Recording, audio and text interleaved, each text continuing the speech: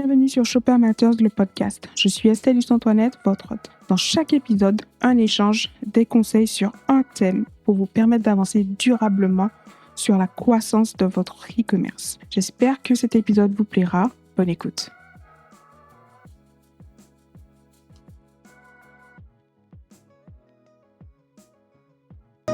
Bonjour à tous. Aujourd'hui, on va aborder un sujet très important dans le cadre d'une offre e-commerce. Il s'agit de la livraison logistique. Et aujourd'hui, je suis en compagnie d'un expert. Je suis en compagnie de Mathieu Herly de Colis Consult. Mathieu, bonjour. Bonjour Estelle, et merci. Bonjour aux auditeurs. Mathieu, est-ce que tu peux te présenter et présenter en fait tes fonctions et ce que tu fais habituellement en fait pour les e-commerce? Bien sûr.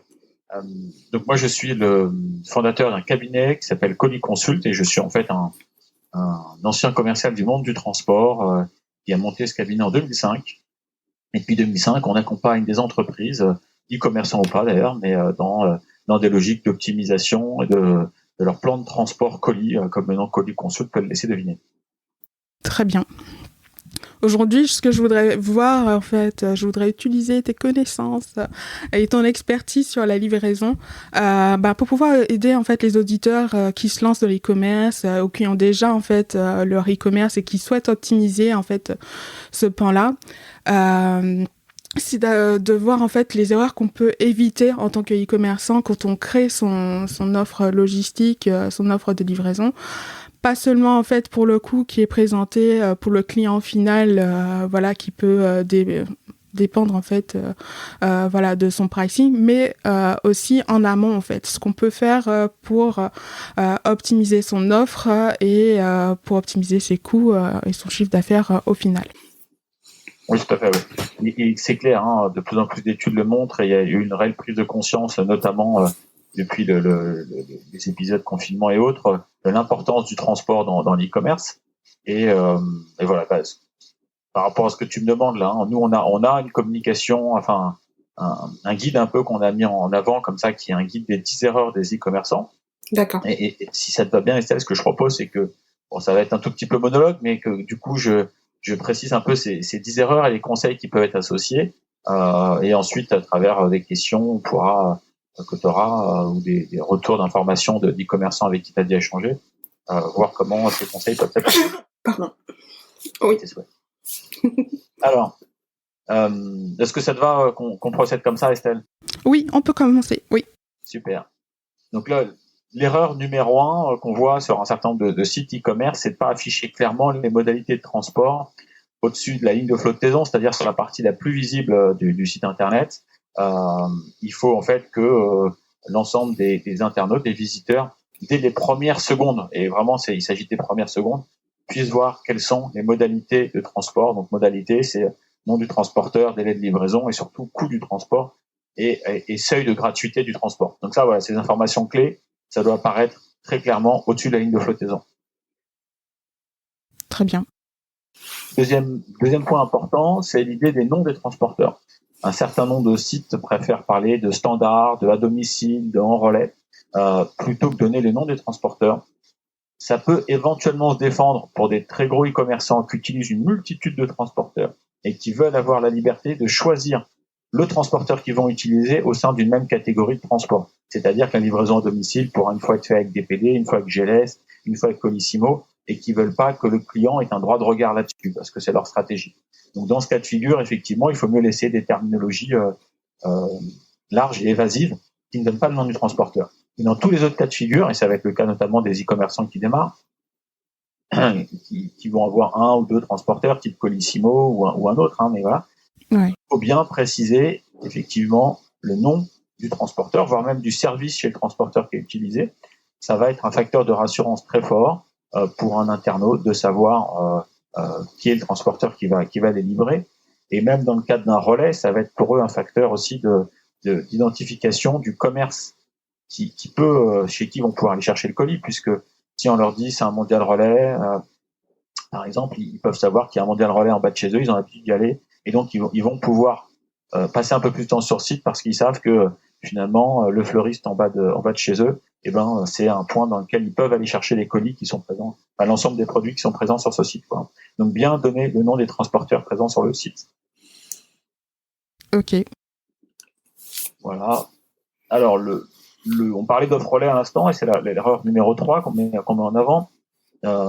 Et qui est pas forcément impérative, mais qui est le fait de proposer une offre relais. Et l'erreur s'appelle donc de se passer d'une offre relais.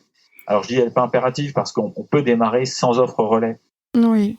Assez rapidement, c'est quand même bien d'avoir une offre relais sur son site parce que certains e-consommateurs sont rarement chez eux, ont des difficultés dans la réception des colis à leur domicile pour X raisons. Et du coup, pour eux, le relais, c'est la solution idéale. Et si un site ne dispose pas d'offre relais, ça peut vraiment être un facteur problématique dans leur prise de commande, en fait. D'accord, je ne le voyais pas du tout comme ça pour les offres relais. Je pensais vraiment comme facteur de réassurance pour les clients. Alors oui, c'est surtout un facteur de offre transport moins cher. C'est-à-dire que un autre avantage du relais, c'est que globalement, lorsqu'on démarre une offre à domicile, on va souvent être au-dessus de 5 € en coût d'achat. Ça va dépendre des poids, il y a plusieurs critères, mais voilà. Mais la livraison à domicile est forcément très souvent plus chère que les offres relais premier prix de certains transporteurs, même chez Colissimo. Hein. Oui. Colissimo étant l'offre la plus utilisée pour ceux qui se lancent dans les commerces. Oui, tout à fait. Disons que c'est l'offre de base française qui est la plus connue puisqu'il y a toute la poste derrière. Voilà, ils ont une offre relais qui est pas la moins chère, mais qui a le mérite de simplifier déjà la possibilité d'offrir du relais à ses clients. Donc voilà, assez rapidement, il est important d'avoir une offre relais à proposer à ces e-consommateurs. Cette idée qu'il faut donner le choix, en fait. C'est-à-dire que c'est bien pour que l'internaute puisse avoir le choix entre une livraison classique à domicile, une livraison relais, et aussi, si possible, une livraison express, si on est sur une typologie de produit où il peut y avoir des clients impatients qui attendent leurs produits assez fortement. L'idée, c'est que il faut pas que le transport soit un facteur de départ des clients, et que les visiteurs quittent le site, soit dès les premières secondes, soit après avoir vu dans le panier que le transport était cher ou compliqué. Oui. Il faut pas que vous perdiez, que les e-commerçants perdent des clients à cause de leur offre de transport, qui serait pas claire, pas compétitive ou autre. Tout à fait. Alors, il y a souvent une notion de gratuité dans le transport. C'est un vaste sujet qui pourrait donner lieu à un podcast entier. C'est sûr. Est-ce que le transport peut être vraiment gratuit ? Non. Alors déjà, effectivement, il y a tout un débat aussi. On ne devrait pas dire que le transport est gratuit, on devrait dire qu'il est offert. Oui. C'est des jeux de mots sémantiques. Non, effectivement, le transport n'est jamais gratuit, mais à un moment donné, c'est ce que les clients veulent. Voilà, les clients veulent un transport gratuit, même on peut dire offert si certains ça leur fait plaisir, mais je pense que le mot gratuit est plus puissant. Oui. Très puissant, oui. Voilà, il faut mieux utiliser transport gratuit, je pense, même si c'est moins, ça correspond moins à la réalité. Et est-ce qu'il faut le rendre gratuit dès le premier euro ? Je ne pense pas, sauf s'il y a des marges fortes sur le site qui permettent de justifier ça. Mais il faut par contre le rendre gratuit assez rapidement. C'est quand même, voilà, pour avoir un niveau de panier 29, 39, 49 €. Chacun va décider en fonction de ses marges. Oui, tout à fait. Il faut mieux marger un peu plus sur les produits et être en mesure assez rapidement d'offrir le transport à ses clients pour éviter qu'ils partent. Parce qu'il y a beaucoup de personnes aujourd'hui, notamment des gens d'une génération peut-être un peu plus jeune que la mienne, qui me disent « Moi, il est hors de question que je passe du temps sur un site e-commerce où le transport est payant. » en fait. Voilà. Oui, c'est vrai. C'est vrai que c'est un facteur de décision pour le consommateur, le plus souvent. Et même que ça peut jouer sur la décision finale quand on a un gros panier et que, en fait, à la fin du tunnel d'achat, on voit en fait les frais de livraison et le taux d'abandon en fait se joue là, quoi. Exactement. C'est probablement un des premiers facteurs d'abandon, des taux d'abandon de panier. Et puis, ça, c'est un qu'on peut mesurer, mais il y en a un autre qui est plus difficile à mesurer, qui est les rebonds depuis la page d'accueil, c'est-à-dire les gens qui quittent le site sans avoir rien vu sur le site, on peut estimer qu'une part non négligeable de ces abandons, enfin c'est même pas un abandon de panier, c'est un rebond, c'est-à-dire que la personne n'a pas passé de temps sur le site. Ça peut lier au fait qu'il n'y avait pas d'informations sur le transport et sur la gratuité du transport, et que les gens n'ont pas envie de perdre du temps à chercher quelles sont les conditions de transport, sachant qu'en général, quand elles sont pas mises en avant, c'est qu'elles sont pas compétitives. Hein, donc ça, les gens ont compris. Ouais. Et que le transport va être cher. Donc voilà. Donc un transport, une offre de transport mal gérée sur un site, c'est effectivement des clients qui disparaissent dès le début ou après avoir rempli leur panier, ce qui est encore un peu plus frustrant pour effectivement l'e-commerçant. Oui. Par contre, point important, si vous n'offrez que la livraison au point relais, ce qui est le cas d'un certain nombre de sites, il faut le dire clairement dès le début, c'est-à-dire livraison en relais gratuit, et pas dire livraison gratuite, et puis à la fin, lorsqu'ils arrivent dans le panier, ils se rendent compte qu'en fait, ce qui est gratuit, c'est la livraison au point relais, et que la livraison domicile va être à 5 ou 6 euros. Et là, vous allez aussi avoir plein de gens qui ne veulent pas se faire livrer en relais, qui vont être déçus et avoir le sentiment d'avoir été manipulés, et donc qui vont tout simplement abandonner leur panier parce qu'on leur a fait une fausse promesse. Donc si vous n'offrez que le relais, il faut le dire clairement dès le début. C'était l'erreur numéro 4, qui est de survendre la gratuité. Oui.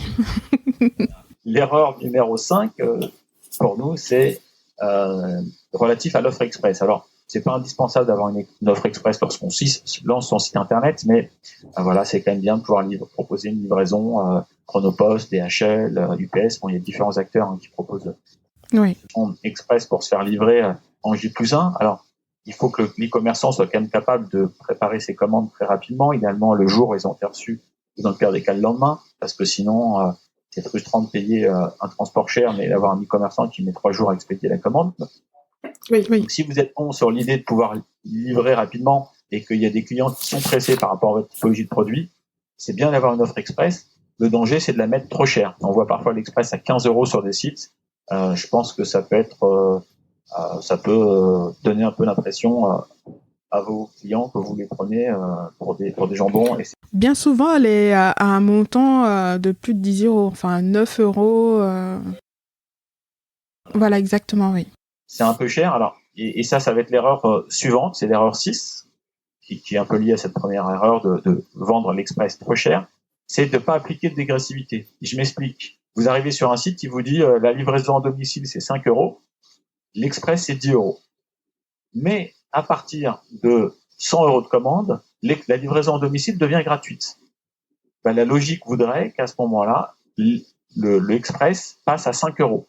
Pourquoi ? Parce qu'en fait, le client il comprend assez vite que sur une commande de base, on lui demande 5 euros de plus pour passer d'une livraison à domicile vers une livraison express, aussi à domicile, plus rapide. Pourquoi, si au-dessus de 100 euros, on décide d'offrir, donc faire un cadeau de 5 euros, le transport à domicile, pourquoi on laisse l'express au même prix à 10 euros ? Donc la logique, pour avoir une approche cohérente, c'est d'avoir une dégressivité du prix de l'option express qui est calquée sur la politique de gratuité du transport normal, on va dire. Très bien. Réfléchir à sa politique de prix. Voilà, on aime bien accompagner aussi nos clients et commerçants sur ce type de réflexion. Avec, on a une petite trame sur Excel où on saisit effectivement les prix de transport qu'on propose à ses clients en fonction des seuils de panier qu'on peut définir. Il peut y avoir un premier seuil qui offre le relais, un deuxième seuil qui permet d'offrir la livraison à domicile et un troisième seuil qui permet d'offrir toutes les solutions de livraison pour les commandes les plus grosses et les plus chères. Bien souvent, on va voir des offres de type la livraison est offerte à partir d'un certain montant, d'un certain montant en fait. Sélectionné en fait sur la sur le site e-commerce, mais dans ce cas-là en fait c'est tout type de livraison qui devrait être offert, enfin gratuit ou non, pas forcément puisque un express ça va toujours coûter cher à l'e-commerçant. Oui, et ça peu importe le montant des achats, le montant des achats ou le poids volume des achats qui seront sélectionnés sur la plateforme. Oui. La logique, c'est de se poser, se dire, voilà, combien me coûtent mes différentes solutions de transport que j'ai aujourd'hui et quels sont les seuils marketing sur lesquels je vais construire une politique de dégressivité des prix de transport. Donc à partir de 39, c'est un exemple, mais voilà, j'offre le relais. À partir de 69, j'offre la livraison à domicile. Et à partir de 139, j'offre la livraison express. Très bien. Et au fur et à mesure qu'on passe ces caps, les solutions de transport qui ne sont pas offertes voient leur prix se réduire. Voilà. Donc le relais est tout le temps offert au-dessus de 39 et l'express devient moins cher, par exemple, à partir de 69 euros. Voilà. L'idée, c'est aussi d'inciter les clients à rajouter des produits dans leur panier pour atteindre des seuils de gratuité sur certaines solutions de transport. Tout à fait, oui. Voilà, donc là, il faut prendre un peu de temps, se mettre sur Excel et puis étudier les coûts de transport, d'achat et les coûts qu'on souhaite proposer à ses clients, avec l'idée que derrière il y a un reste à charge. Voilà. L'objectif d'un e-commerçant, ça va pas être de se dire je vais refacturer tous mes transports pour être sûr de pas perdre d'argent avec le transport. Non, il faut se le dire, faut perdre de l'argent sur le transport. Et quand je dis perdre de l'argent, ça veut dire faut accepter l'idée que le premier investissement d'un site e-commerce, c'est d'investir dans son transport, c'est-à-dire dans la prise en charge en partie des coûts de transport relatifs à la livraison vers ses clients.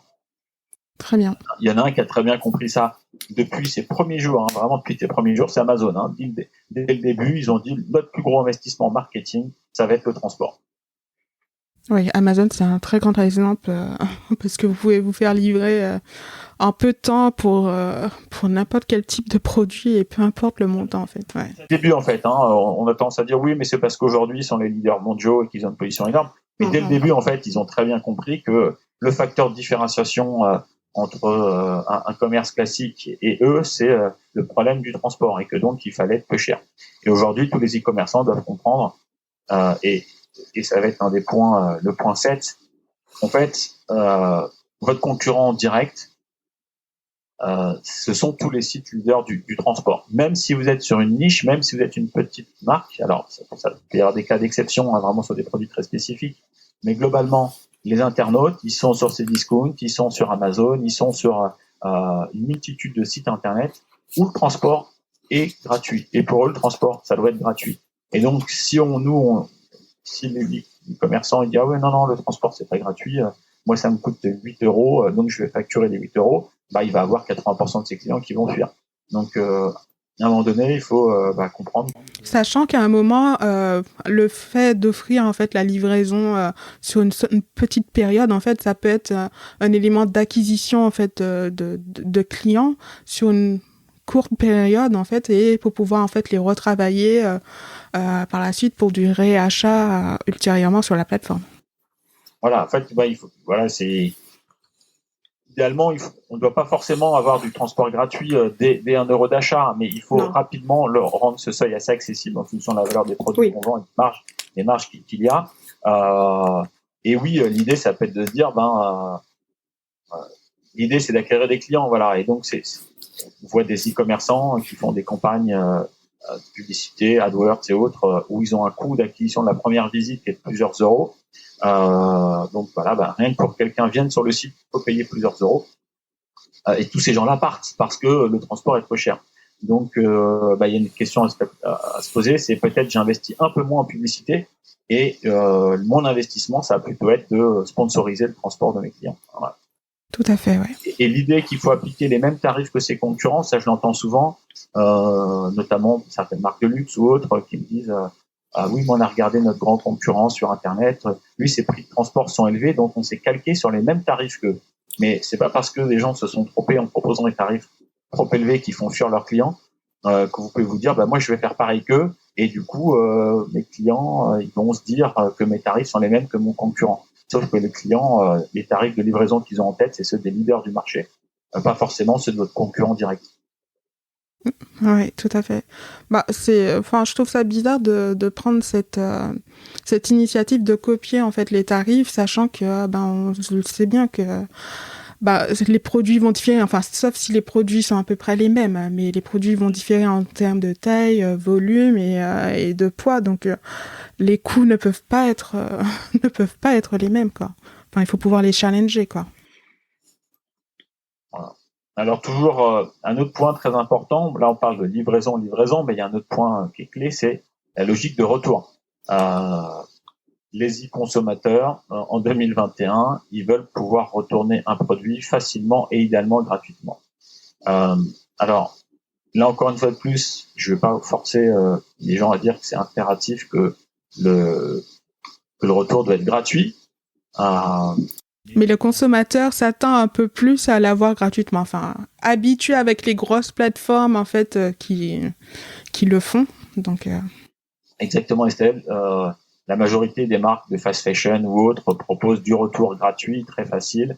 Et donc, si vous ne parlez même pas de retour sur votre site internet, sur la page d'accueil, pareil, les gens vont partir tout simplement parce qu'ils se disent attends, qu'est-ce qui se passe si le produit me plaît pas, me convient pas, si dès le début je vois aucune information sur les modalités de retour, c'est que ça va être compliqué, c'est que ça va être payant. Je vais aller sur un autre site acheter mes produits. Et voilà, et ça dure 2 secondes. L'e-commerçant n'aura jamais connaissance de la réelle raison du départ très rapide de ce visiteur, mais c'est tout simplement parce qu'il lui a pas donné de visibilité sur les modalités de retour. Super. Voilà. Beaucoup de marques de fast fashion. Alors, il y a un autre sujet, et tu m'avais mentionné une conversation qu'on avait déjà eue d'un client qui avait connu un succès sur une opération internationale. Oui, alors justement, il s'agit en fait, je vais te présenter quelques cas en fait que j'ai eu avec les anciens invités du podcast. Et oui, tu mentionnes ici Alice, qui a lancé pendant le confinement un livre pour les grands-parents, donc Dis-moi tout livre. Et elle a fait une campagne. Elle a fait une mini vidéo d'une minute sur TikTok qui a eu un très grand succès, mais qui lui a valu plus de 1700 ventes en à peine 48 heures. Mais le souci, l'inconvénient, mais non, je dirais plutôt l'opportunité avec les réseaux sociaux et notamment avec TikTok, c'est que votre produit, il est vu d'un peu partout dans le monde. Donc elle avait un produit d'une valeur, il me semble, d'une 20aine d'euros, sauf que très rapidement, elle a dû confirmer la livraison en fait de tous ses produits. Sauf qu'elle s'est rendue compte que certains produits étaient en Europe et que les coûts en fait de livraison en fait de ce produit étaient supérieurs en fait au prix de son livre. Ouais. C'est assez classique. Alors, ça n'arrive pas qu'à des petits e-commerçants qui se lancent. Nous, on accompagne des grandes marques très connues qui perdent de l'argent à l'international en fait, tout simplement parce qu'ils vendent leurs produits aux 4 coins du globe et que en fait toute la marge qu'ils font sur les produits disparaît dans le transport. Voilà, donc l'idée c'est un minimum de se poser des questions. Est-ce que les gens peuvent acheter mon produit de l'international? Si oui, combien ça va me coûter de les livrer? Quelle solution de transport je prends? Voilà, il existe pour livrer des livres des solutions pour livrer des livres à travers le monde pour quelques euros. Voilà, donc sur un produit comme le livre, elle aurait pu anticiper avec une solution de transport accessible parce que le livre a par sa faible hauteur peut passer en boîte à lettres, peut passer dans des moyens de transport un peu spécifiques qui n'existent pas forcément pour d'autres typologies de produits. La question, c'est qu'en tout cas, il faut bien s'intéresser aux 10, 20, 30% de commandes à l'international que vous pourrez avoir parce que il pourrait vous coûter, comme tu l'as bien dit Estelle, plus cher que l'argent qui vous rapporte en fait. Voilà. Donc là encore, et c'est peut-être moins évident de fidéliser ses clients d'ailleurs dans le futur aussi d'ailleurs. Donc du coup, il y a peut-être moins d'intérêt à aller perdre de l'argent en disant qu'on va en gagner dans le futur parce que c'est peut-être pas des clients qui font du repeat derrière. Oui, voilà, donc tout à fait. s'intéresser à l'international, voir qui peut l'acheter sur votre site et puis trouver des solutions de transport qui sont compétitives sur des poids élevés et donc il y a des solutions qui existent sur le marché. Nous, c'est partie de notre métier aussi d'accompagner des e-commerçants qui se posent ces questions-là et d'aller chercher des offres qui sont pas forcément très visibles au premier abord comme ça et qui permettent de faire de l'international. Alors parfois avec des délais plus élevés. C'est de la réinjection postale par exemple, c'est-à-dire que les opérateurs privés en France, qui sont pas la Poste, vont massifier des grandes quantités d'envois et les injecter avec une palette ou un camion complet dans un hub, dans un pays européen, où la palette va être livrée ensuite pour quelques euros. Chaque produit de la palette va ensuite être posté localement dans la poste locale. Voilà. Donc il y a des solutions de ce type. Et il faut les mettre en œuvre et en place si si l'international fait partie des destinations que vous travaillez. Très bien. Et tu dirais que parce qu'en fait, avec le confinement, alors déjà, c'est sûr qu'il y a dû y avoir plein de changements au niveau en fait logistique et livraison depuis 2020. Enfin voilà, mais il y a aussi beaucoup de gens qui se sont lancés, que ce soit en dropshipping ou qui ont lancé leur petit site e-commerce. Et on le voit en fait parce que c'est une tendance TikTok. Mais penses-tu que quand on se lance et qu'on veut justement faire la promotion de son offre sur les réseaux sociaux, bon, on a un risque aussi d'être vu en fait, même si on parle français et qu'on et on communique pour une cible que l'on veut française pour l'instant. Penses-tu qu'il faut déjà penser quand même en amont au cas où en fait j'ai des personnes en fait à l'international, ou poser directement en fait une offre qui permettra de pouvoir shipper directement à l'international. Oui, alors c'est plus qu'une notion de risque, je dirais une opportunité, Oui. mais l'idée c'est effectivement d'anticiper un minimum ça, et en tout cas pas être dans une position où on va prendre un engagement de vendre pour 15 euros 4 coins du globe son produit et se retrouver devant l'obligation de livrer des internautes qui ont passé une commande sur une page de paiement et sans avoir réfléchi au coût relatif à l'envoi de ce produit derrière. Voilà. Donc il faut quand même se poser les questions au début et faire des choix, par exemple d'indiquer que le prix c'est pour la France c'est 15 euros, pour l'Union européenne c'est 22 parce qu'il y a 7 euros de transport, et pour le reste du monde c'est 30 euros parce qu'il y a 15 euros de transport. Voilà. D'accord. Pour le prix d'un produit à 15 euros. Voilà. Donc c'est d'anticiper un minimum les choses, ouais, effectivement. Super. Un autre cas était celui du dernier épisode du podcast où on échangeait avec Titaina Baudin, qui a lancé donc du coup la marque Ogre la Fabrique, une marque de vaisselle française qui est fabriquée en France. Ici, on est dans le cadre d'un produit fragile et qui a un certain poids. Qu'est-ce qu'il faut anticiper quand on a une offre comme cela en fait? Alors, il y a deux sujets là. Il y a la notion de fragilité, la notion de volume ou poids. Ce qui est sûr, c'est que plus on est sur des poids élevés, plus le transport coûte cher. Il y a déjà un élément important là qui n'a échappé à personne, mais qui peut être constitué en frein à certaines activités de e-commerce. Oui. La notion de fragilité, alors là, elle est déterminante. Envoyer de la vaisselle par un transporteur de colis, il faut avoir une réelle expertise et vraiment des très bons matériels, très bon packaging pour très bien protéger, parce que vos colis feront systématiquement des chutes d'1 mètre ou 2 mètres. C'est sur les chaînes de tri, il y a régulièrement des chutes. On est sur des tapis roulants avec des chutes dans des paniers et autres. Donc il faut que votre colis, vous puissiez le prendre, le mettre sur une table et le faire tomber par terre. S'il y a de la casse dans votre colis, c'est que ça marche pas. Se lancer dans de la vaisselle en e-commerce, je dis pas que c'est impossible, mais ça nécessite une vraie expertise emballage en interne dans l'entreprise, parce que c'est très risqué. Et par rapport à ces notions donc de poids, de fragilité, de packaging, il y a le point 10 qui est la dernière erreur qu'on a identifiée, qui est la notion de vide dans les colis. Tous les consommateurs le vivent, ils reçoivent une commande quelque chose sur Internet et ils reçoivent un carton qui est exagérément grand par rapport à ce qui est. Oui, tout à fait. Ça crée quoi? Ça crée déjà une frustration assez forte en tant que e-consommateur, parce qu'on devient tous quand même responsables et sensibilisés aux enjeux écologiques, et qu'on n'a pas envie de contribuer à ce que des cartons énormes, surdimensionnés, voyagent et prennent de la place dans des camions et des avions. Donc, contribue au réchauffement climatique, parce que on a affaire à un e-commerçant qui ne fait pas attention à ça et qui utilise des cartons beaucoup trop grands. Donc il y a vraiment un point de frustration chez les clients qui le font savoir et le remontent parfois sur les services clients, sur les réseaux sociaux, sur le fait qu'il y a du suremballage. Oui, souvent je vais le voir sur les réseaux sociaux en fait, où les gens vont prendre en photo leur colis et mettre à côté le produit. Voilà, donc ça déjà, il faut éviter. Donc l'idée, c'est d'avoir une gamme d'emballage assez complète et toujours faire matcher la taille de ce qu'on envoie avec la taille de l'emballage global final qui va être expédié.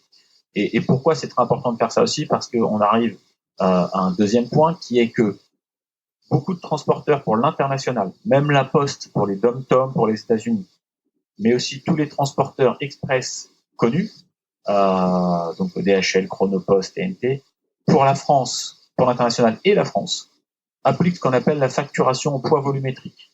Donc la facturation au poids volumétrique, c'est quoi? C'est que le poids qui va être pris en compte pour un colis n'est pas forcément son poids réel, mais c'est le plus élevé entre le poids réel et le poids volumétrique. Et le poids volumétrique, c'est quoi? C'est la transformation des dimensions du carton en un poids fictif qu'on appelle le poids volumétrique. Donc un carton de 40 par 30 par 30, donc un carton de taille moyenne, Oui. il pèse 7,2 kg en poids volumétrique. Donc il y a plein de transporteurs qui vont facturer ce colis 7,2 kg, même s'il pèse que 2 kg.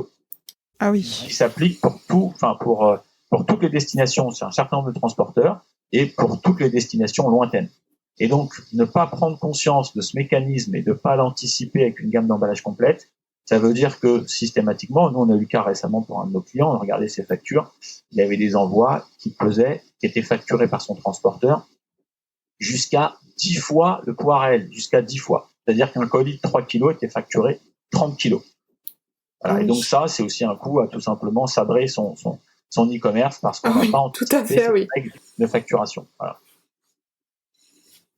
Ah oui, oui. Je vais résumer, Estelle, ces 10 erreurs. Hein. Afficher les modalités de transport sur la page d'accueil, bien indiquer le nom des transporteurs qui sont utilisés, bien utiliser une offre relais. Si le relais est le seul mode de livraison gratuit, il faut le dire clairement, et il faut savoir offrir la livraison à domicile au-dessus d'un certain montant. Il faut modérer le prix de l'express. Il faut aussi appliquer une dégressivité au prix de l'express pour les plus grosses commandes. Si on vend l'express à 10, 15 euros, ce qui est trop cher à mon avis, mais voilà, il ne faut pas le laisser au même prix sur les grosses commandes. D'accord. Le conseil numéro 7, c'était appliquer les frais de livraison les plus compétitifs possibles, pas se baser sur un concurrent qui aurait des prix élevés et se dire, un de mes concurrents applique des prix élevés, donc je fais pareil que lui et ça va passer. Ah non, ça va pas passer. Le conseil 8, c'était avoir une politique de retour qui soit claire. Le point 9, c'est de s'intéresser, en tout cas se poser la question des transports à l'international. Sont-ils possibles? À qui je les achète? À quel prix? Et le dernier point qui est très important, donc, c'est cette notion de prise en compte de la facturation au poids volumétrique. C'est-à-dire que les cartons que je vais utiliser vont, dans un certain nombre de cas de figure, impacter le prix du transport. Alors, juste pour rassurer quand même les e-commerçants qui se lancent, sur des envois en France avec un Colissimo ou avec une offre mondiale relais ou un autre acteur de relais comme Relais Colis ou autre, il n'y aura pas de facturation au poids volumétrique. Mais il faut faire attention parce que si on prend des mauvaises habitudes et que demain on se met à utiliser un transporteur express comme Chronopost ou on se met à faire de la livraison dom-tom par exemple, là il y aura la facturation au poids volumétrique. Et une fois que des mauvaises habitudes de packaging ont été prises, c'est difficile de revenir dessus ensuite derrière. D'accord. Justement, au niveau des dom-tom, je pense que ce sera l'épisode qui sera juste avant ou juste après le tien. Je me suis entretenue avec Ingrid Maisonneuve, qui justement a lancé depuis une dizaine d'années Shopil, qui va vous permettre de pouvoir justement faire vos livraisons un peu plus facilement dans les dom-tom. Je voulais aussi aborder la question de la satisfaction client et du poids que ça peut être sur l'offre en fait.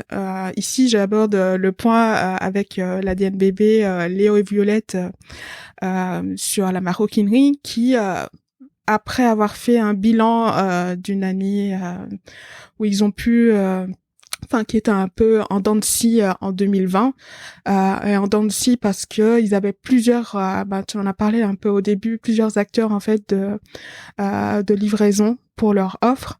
Ils ont décidé donc dès le début d'année 2021 de sélectionner un seul en fait prestataire de livraison.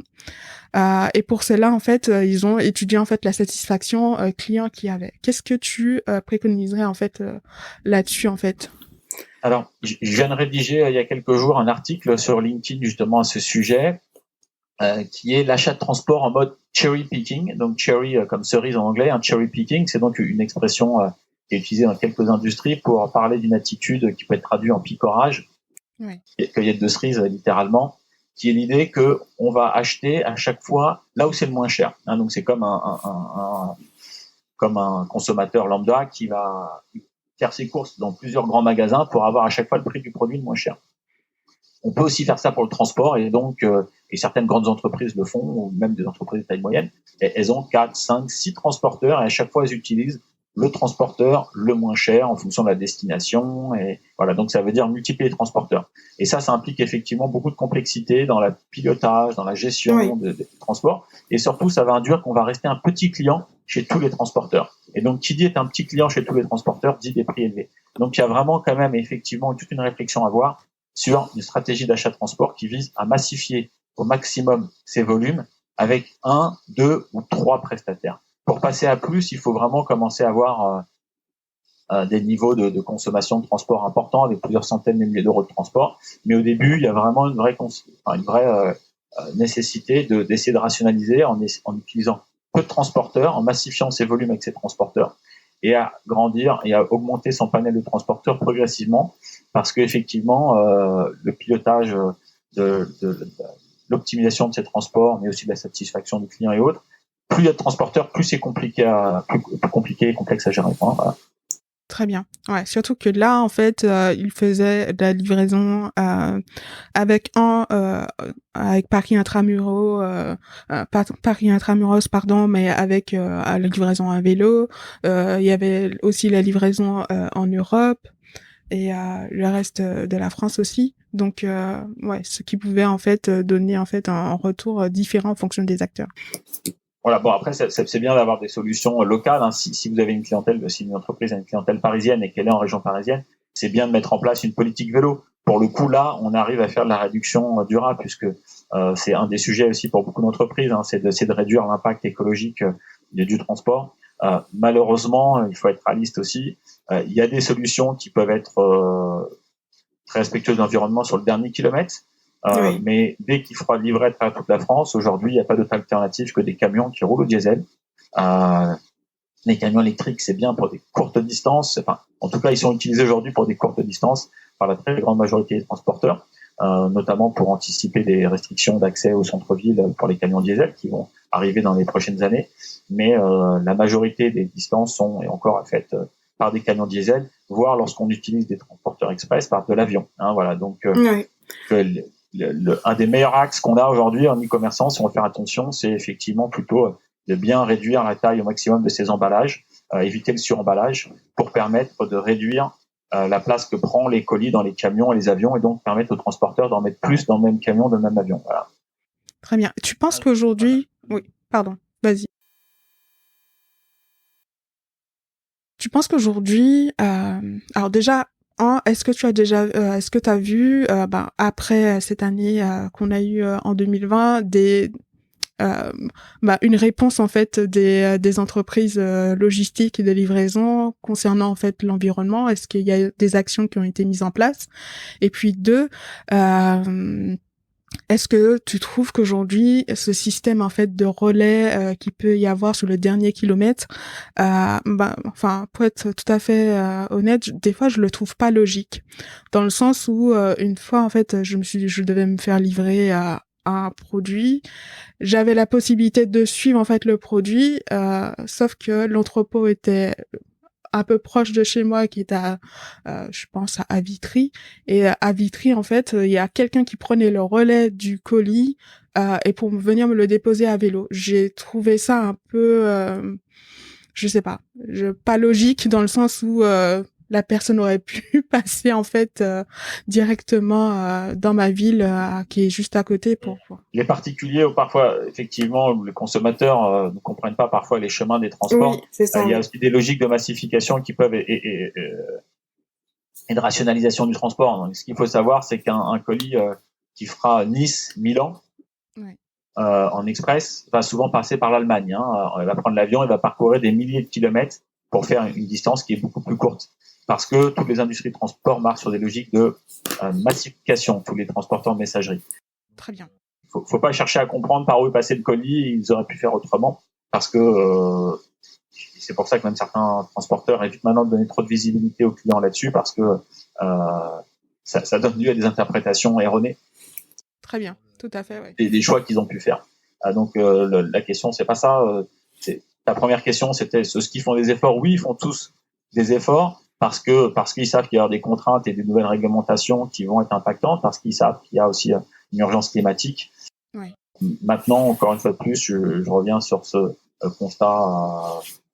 Pour l'instant, il y a malheureusement pas énormément de solutions pour réduire fortement l'impact et éventuellement la logique de compensation carbone, mais même celle-ci, d'un point de vue sémantique, elle est un peu discutable, puisque c'est pas le fait de planter des arbres qui fondamentalement annule les émissions de carbone qui sont émises par un transport en fait. Tout à fait, oui. Donc,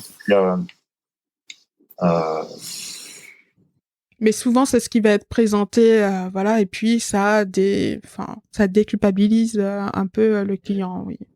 Si tu as bien compris, un des leviers, effectivement, il y a aussi un levier de déculpabilisation de l'acheteur par rapport à une forme de culpabilité environnementale qu'il peut y avoir. Ouais. C'est vrai que, quand je l'ai vu, l'opération e-commerce, le boom e-commerce, oui, enfin, le Black Friday qui peut y avoir chez Shopify, je sais pas si vous avez déjà vu, mais Shopify lors de cette journée permet de voir en fait comme un board en fait toutes les ventes qui sont faites dans le monde à partir de des plateformes Shopify et que c'est très impressionnant en fait et du coup ils ont mis en place une offre de compensation carbone pour je pense déculpabiliser en fait au niveau du suivi colis, puisqu'ils ont une offre qui est accolée en fait dessus, et puis je pense aussi pour les clients des e-commerçants, ceux qui ont leur plateforme, leur CMS e-commerce quoi. Ouais. Donc voilà en tout cas les principaux conseils qui viennent à l'esprit. L'objectif c'est pas de faire de la publicité pour Colis Consult, mais voilà, il y aura mes coordonnées et oui, bien sûr. Je mettrai tes coordonnées dans la description du podcast. Oui. Ce qu'on peut faire pour des petits e-commerçants, c'est des mises en relation avec certains acteurs. J'ai évoqué les solutions de repostage, par exemple, ou certains outils. Voilà, j'ai un de mes collègues, Stéphane, qui s'occupe d'accompagner ces e-commerçants dans ces réflexions d'optimisation et de solutions de transport adaptées. Très bien. Tu préconises de se faire accompagner dès le départ ? Pas forcément, parce que une approche consulting, c'est un coup. L'idée, ça peut être de bien étudier le marché et d'être mis en, voilà, nous, là, sur les logiques de petits commerçants, on est plutôt sur des logiques de mise en relation. C'est-à-dire on connaît certains acteurs qui peuvent être des solutions pertinentes, qui supportent plusieurs transporteurs à la fois. Oui. Et qui permettent de faire des bons choix. Donc, on est plus sur une logique de conseil. L'accompagnement qu'on apporte, il est plus sur les entreprises qui ont déjà atteint une certaine taille, qui commencent à dépenser 100 000, 200 000 euros par an et qui ont peut-être des difficultés à négocier des bonnes conditions avec les leaders de la Poste ou d'aller chercher des solutions un peu plus pointues. Et c'est là où on intervient, nous, dans la gestion d'un appel d'offres et la renégociation des tarifs que les e-commerçants peuvent avoir auprès des transporteurs. Voilà, et on fait ça jusqu'à des grandes entreprises comme Nacos, par exemple, qu'on a aidé au niveau européen sur tout leur e-commerce. Très bien. Merci beaucoup, Mathieu. Je mettrai toutes tes informations dans le descriptif du podcast. Merci pour votre écoute. J'espère que vous avez pu retirer le maximum d'enseignements pour développer votre business en ligne. Je vous dis à bientôt dans un autre épisode. En attendant, laissez une jolie note sur votre appli podcast préféré pour permettre au podcast d'émerger et d'aider d'autres entrepreneurs. À bientôt.